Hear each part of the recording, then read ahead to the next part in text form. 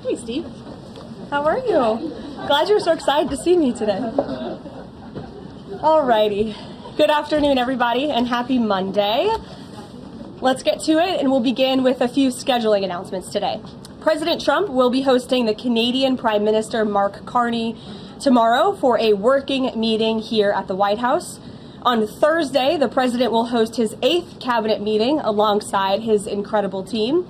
Also on Thursday afternoon, President Trump will host the president of Finland, Alexander Stubb, for a working meeting here at the White House.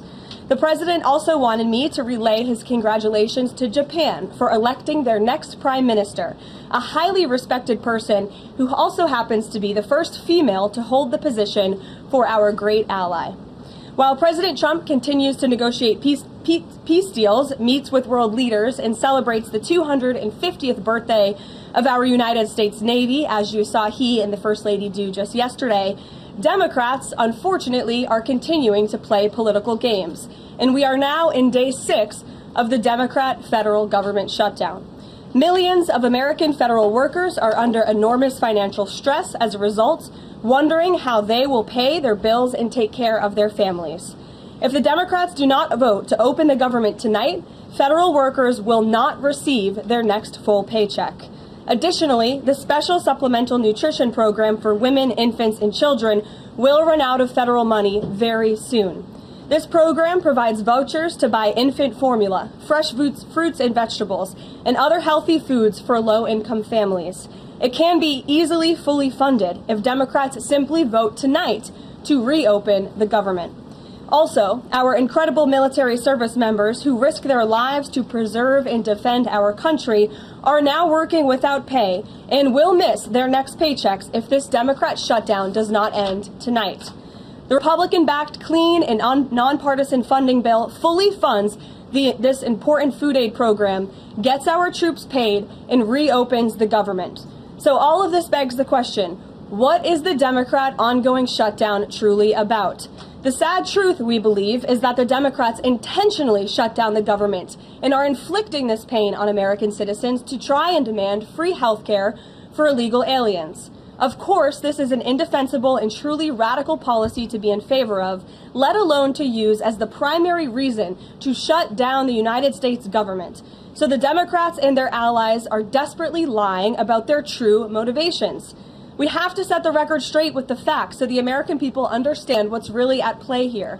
House Republicans passed a clean and nonpartisan funding bill to keep the government open and ensure our troops and other hardworking Americans are paid. Every single House Democrat except one voted against this clean and nonpartisan funding bill. Senate Republicans have subsequently tried to pass this same clean funding bill 4 separate times, and they will do so again tonight.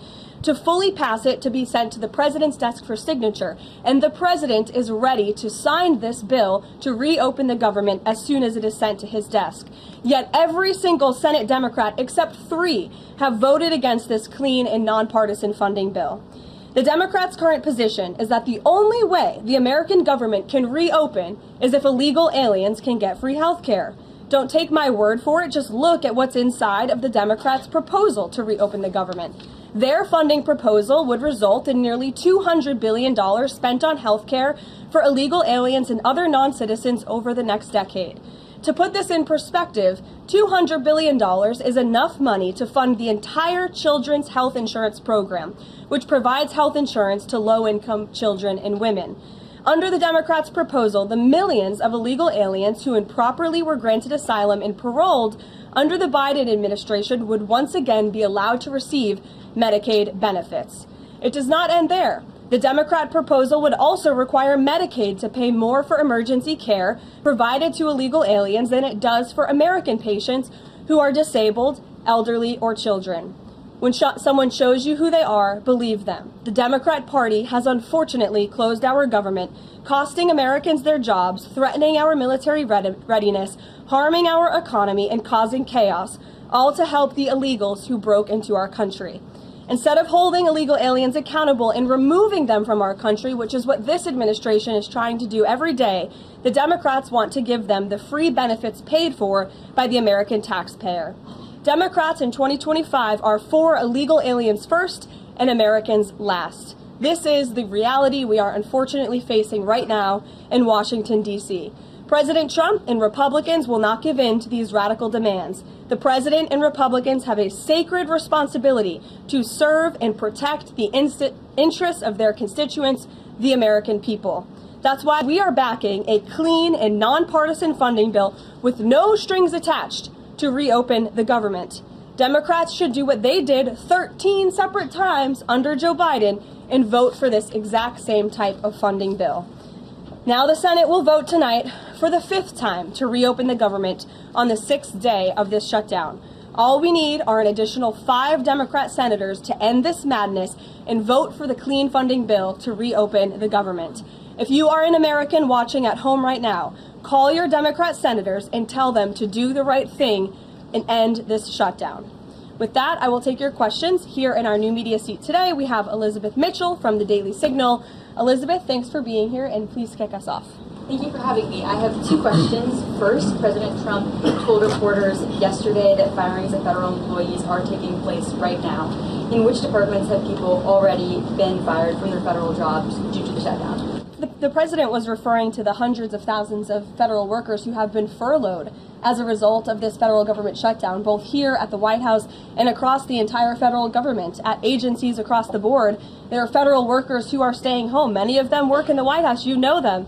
Some of them sit just behind me at those desks. They are unable to show up to work right now because the Democrats chose to shut the government down. And so we're already, unfortunately, seeing the consequence of this. And then, of course, the Office of Management and Budget is continuing to work with agencies on who, unfortunately, is going to have to be laid off if this shutdown continues. And Secretary Robert F. Kennedy Jr. said the FDA was required by federal law to approve the new abortion pill last week. Is the administration considering steps to undo this in light of requests from pro-life Congress members and organizations? I think Secretary Kennedy and the Department of Health and Human Services, as I addressed in the briefing last week, were following the law, and we will continue to do so. As I said last week as well, it's not an endorsement of this drug by any means. It's just a law that they were following. Jennifer. We heard you say that you want people to call their Democratic senators. Is the president calling Democratic senators himself? Can you say what he's doing today to resolve the shutdown? Yep, I was just in the Oval Office. He was on the phone with Speaker Johnson. He's also spoken with the Senate Majority Leader, who are in touch with, of course, moderate Democrats and Democrats across the board, who we understand hopefully want to do the right thing by their constituents to reopen the government. So the president is being kept very well apprised of the ongoing shutdown on Capitol Hill. And of course, his position is very clear. There's nothing to negotiate, just reopen the government, and then we can talk about all the important issues facing our country. So he hasn't called specific members of Congress? Not to my knowledge, no. And then on the Affordable Care Act, is he willing to give more to share more on what he'd like to negotiate on the Affordable Care Act later? Is he willing to say specifically what he would like and when? But look, the president is definitely committed to fixing and improving our healthcare system. You saw it again last week when he had one of the largest pharmaceutical companies in the world coming into the Oval Office and promising to lower drug prices by 200, 300, 100% in many cases for various types of drugs for American patients. That is a huge fix to a broken system that has been ripping off the American people for far too long. So the president's very committed to this. But right now, we need to reopen the federal government, and the president is remaining very firm in that position. Catherine. If the vote fails in the Senate today to reopen the government, would that trigger layoffs? Look, again, we hope that the vote will not fail because this administration wants to reopen the government. We don't want to see people laid off. But unfortunately, if this shutdown continues, layoffs are going to be an unfortunate consequence of that. Is there a timing for when that would happen? Well, look, we'll see how the vote goes tonight. Is the White House floating a proposal to cap Obamacare subsidies by denying them to new enrollees? I have not seen a proposal like that. Emily. Thanks, Caroline. The president said yesterday he was considering a phase 2 approach to Venezuela. Is the president considering U.S. boots on the ground or any kind of support of overthrowing Maduro?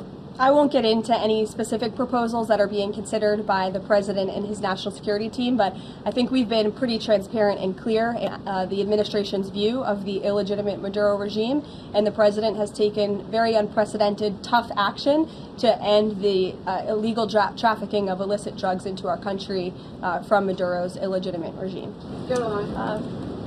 Danny, go ahead. Thanks, Caroline. The French government has collapsed again for the fourth time in a year. And I was just wondering if there's any concern in the White House about the kind of ongoing political crisis there. Any thought about whether the President Trump's good friend, President Macron, should either call elections or even resign over that? Well, I can tell you the White House and the National Security Council are very much aware of this situation, but I think it would be imprudent of me to weigh in on French internal politics from the podium, so I will reserve comment on that. Behind you, yes. What is President Trump's expectations for talks today and I guess this week in Egypt? And is there a new timeline that the president is giving all sides to reach an agreement? Yes, there are technical talks happening right now in Egypt amongst Special Envoy Witkoff and Mr. Kushner, as well as their respective parties from all sides. What we saw take place on Friday, and I have not commented on that from the podium yet, is truly remarkable. You've seen all sides of this conflict agree that this war needs to end and agree to the 20-point framework that President Trump proposed. It's an incredible achievement, and the administration is working very hard to move the ball forward as quickly as we can. The president wants to see a ceasefire. He wants to see the hostages released, and the technical teams are discussing that as we speak to ensure that the environment is perfect to release those hostages. They're going over the lists of both the Israeli hostages and also the political prisoners who will be released, and those talks are underway, and the president is very much on the ball and is being apprised of this situation. The president has given a Sunday evening deadline. Obviously, the negotiations have extended that, I imagine. What is that new deadline? Does the president have a time frame in mind to see this phase implemented? Well, the Sunday evening deadline was to hear back from Hamas on the proposal one way or another. And of course, on Friday, Hamas put out a very clear statement in the president's view that they accept the president's framework, and that's why those technical talks are now underway. But again, we want to move very quickly on this, and the president wants to see the hostages released as soon as possible. Steve. How long do you expect those technical talks to last, Caroline? I don't want to draw a red line up here, Steve. Of course, it's very important, as I just mentioned, that we get this done quickly. That's how the president's team feels, so we can get some momentum, get the hostages out, and then move to the next part of this, which is really ensuring that we can create a lasting and durable peace in Gaza and ensure that Gaza is a place that no longer threatens the security of Israel or the United States. What do you expect to be on the agenda for the president's meeting with the Prime Minister of Canada tomorrow? I'm sure trade will be a topic of discussion tomorrow and all of the other issues that are facing both Canada and the United States. I know the president looks forward to having that discussion with Carney in the Oval Office. Caitlin. Thanks, Caroline. I have two questions. On the layoff of federal workers, potentially, the president said yesterday that Democrats will be to blame if federal workers lose their jobs. Historically, though, in past shutdowns, workers have been furloughed, but they have not been laid off en masse. So wouldn't that be the president's call to lay people off? As I've said repeatedly, Caitlin, this conversation about layoffs would not be happening right now if the Democrats did not vote to shut the government down. And as I also said last briefing as well, we are $37 trillion in debt, and the government is not receiving any cash. So someone has to look at the balance sheet and be good stewards of the American taxpayer dollar. And layoffs are an unfortunate consequence of that. Term, for example. Well, as I'm telling you now, this administration is focusing on checking the balance sheet and ensuring we're doing the right thing by the American taxpayer. And again, these conversations about layoffs would not be happening in the White House today if not for the Democrat shutdown. And they have a choice to change that. They have another opportunity tonight to do the right thing to reopen the government. Joey. Judge over the weekend. Sorry, my second question. A federal judge over the weekend that the president had appointed to the bench in his first term in office basically argued that he could not deploy other states' National Guards to Portland. Basically said that it was untethered, his argument, to what is actually happening on the ground. Which local officials in Portland have said that the National Guard is needed there? With all due respect to that judge, I think her opinion is untethered in reality and in the law. The president is using his authority as Commander-in-Chief, U.S. Code 12406, which clearly states that the president has the right to call up the National Guard in cases where he deems it's appropriate. And if you look at what has happened in Portland, Oregon, for more than 100 nights, I was talking to our law enforcement team about it this morning, for more than 100 days, night after night after night, the ICE facility has been really under siege by these anarchists outside. They have been disrespecting law enforcement. They've been inciting violence. We saw, again, a guillotine rolled out in front of this federal building. And so the president wants to ensure that our federal buildings and our assets are protected.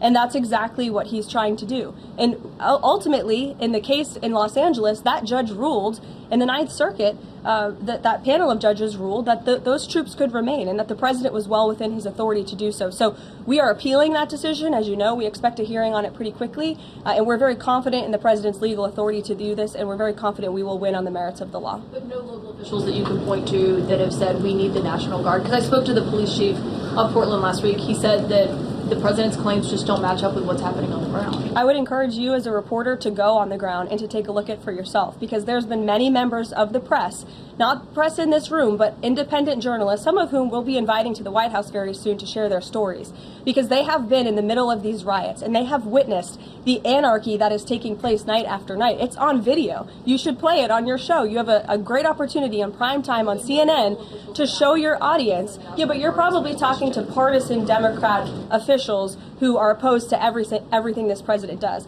You should also ask the people who live in Portland. We've actually heard from many members of the community who have said that this is complete civil disobedience. It's a mess. It's been loud. It's been troubling for neighbors in the community who are just trying to live peacefully. And these people are not there to peacefully protest. They are there to cause mayhem and havoc. Yeah, Karoline. Stephen, go ahead. Thank you, Karoline. Two questions. First, do you have a reaction to reports that thousands of Cuban troops are deployed alongside Russia fighting in Ukraine? And on a very different matter, the president last week floated in an interview with our colleague Daniel from One America a rebate for tariffs of up to $2,000 per person. Is that plan contingent on the Supreme Court's upcoming ruling on the legality of the tariffs? And is the White House preparing for legislation to make that happen? Sure. On the first point, I have not seen that report, Stephen, but I'll check in with our national security team after this and we'll get you an update. To your second point about the tariff rebates, I think it's an idea that the president has discussed and floated with his team of advisors, but no decision has been firmly made at this point in time. Why don't we go to the back? Owen. Good afternoon. Good afternoon. A few days ago, President Trump demanded Jay Jones of Virginia get out of the race for condoning political violence in a text message against a Republican politician a few years ago. He hasn't left the race. He hasn't dropped out. What's the president's reaction? Well, as you know, I'm not at liberty to discuss political races from the podium. I think the president himself made his position very clear, and I think anyone could agree the messages that were sent by this Democrat nominee for Attorney General in Virginia are really shocking, alarming, and completely unacceptable. He was threatening to kill his opponent and his opponent's children, and that type of rhetoric has zero place in our country, and the president was absolutely right to condemn that. Sure, go ahead. Thank you. The Democrats have questioned and scrutinized the president's comments about using potentially the military, American cities, as training grounds for the military. And when you look at Portland, Chicago, local and state officials say that their local law enforcement is able to handle the situations, these protests on the ground. The president says that Portland is burning, using that as justification for the National Guard in Portland. But when you look here in Washington, D.C., the president just last week said it is now a completely safe city, and there are still National Guard members on the streets that are not involved in ICE activities. Can you provide the justification for the White House here in Washington, D.C., why the National Guard members continue to be out on the streets? Because Washington, D.C. has invited the National Guard here. Why? Because the mayor is doing the right thing, unlike mayors in other cities like Portland, as Caitlin and others have pointed out, who refuse to see that there are positive results from when local law enforcement works with federal law enforcement to do the right thing on behalf of their citizens. And Washington, D.C. is no doubt a safer city right now, today, than it was a few months ago when President Trump started this initiative to make D.C. safe again. And the National Guard is still here because the president and the mayor agree that it's a good thing for the city. Just like you're seeing in Memphis, for instance. We'll have National Guard deployed to Memphis. We have federal agents who are on the ground working with state and local law enforcement. The state police in Tennessee are part of this effort. The local metropolitan police in Memphis are part of this effort. State and local law enforcement and federal law enforcement should be working together. And it's a shame that we see in some cities across the country that their mayors are just simply refusing to cooperate because they don't like Donald Trump. And that's what this boils down to. And I don't think any American would disagree that Chicago needs more law enforcement reinforcements, that they need more resources. Look at this headline from over the weekend. At least 30 people shot during the weekend in Democrat-run Chicago. 5 of them were killed in one weekend. This is completely unacceptable, and the president wants to make American cities safer, and he's willing to work with anyone to do it. If the courts allow you to ultimately send in the National Guard into Chicago and Portland, do Democrats not have reason to be concerned that there are long-term plans by this administration to keep U.S. military or the National Guard in American cities, like what we are seeing here in Washington? Why should they be concerned about the federal government offering help to make their cities a safer place? They should be concerned about this. They should be concerned about the fact that people in their cities right now are being gunned down every single night. And the president, all he's trying to do is fix it. And there has been a complete smear campaign by the Democrats and the media, quite frankly. I was reading Political Playbook this morning, one of the most inside the Beltway newsletters you can find. And you guys are framing this like the president wants to take over the American cities with the military. The president wants to help these local leaders who have been completely ineffective in securing their own cities. And we have already seen there's a positive formula for that. Look at Washington, D.C.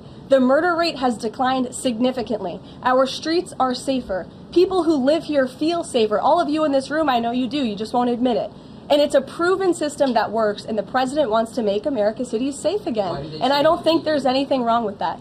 Michael. Thank you, Karoline. 2 questions, if I may. Because the mayor wants them.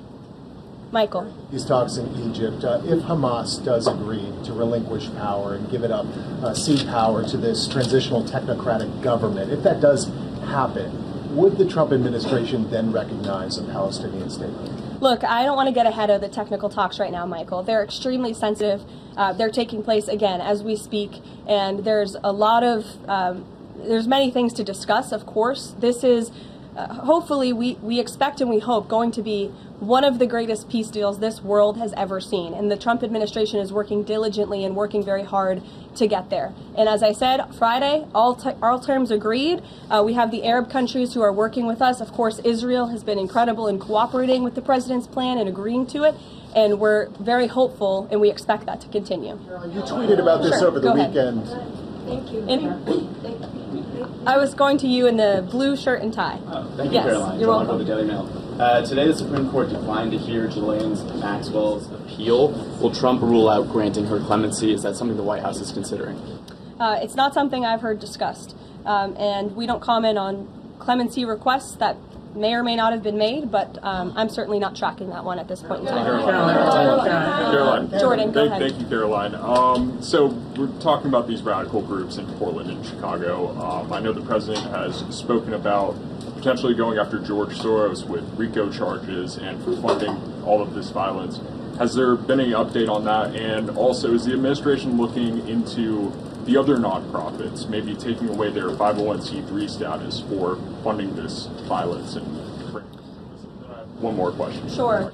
The financial backing of these groups, particularly Antifa, is certainly something the administration is looking into aggressively. And the federal government has never really been mobilized or tasked with doing that. So we're kind of kickstarting that into gear. The FBI is working on it alongside the White House's Homeland Security Task Force. We have our intelligence community looking into this as well. And even the Secretary of Treasury is involved with these matters since they are financial in nature. And we will continue to get to the bottom of who is funding these organizations in this organized anarchy against our country and our government. It's a question the American people have been begging the answer for many years, and we're committed to uncovering it. And when we do, I'm sure you'll be one of the first people to know. Separately, Karoline. Thank you. So Gaza, under the president's plan, is going to be governed by a transitional governance of a technocratic, apolitical Palestinian committee made up of qualified Palestinians and international experts.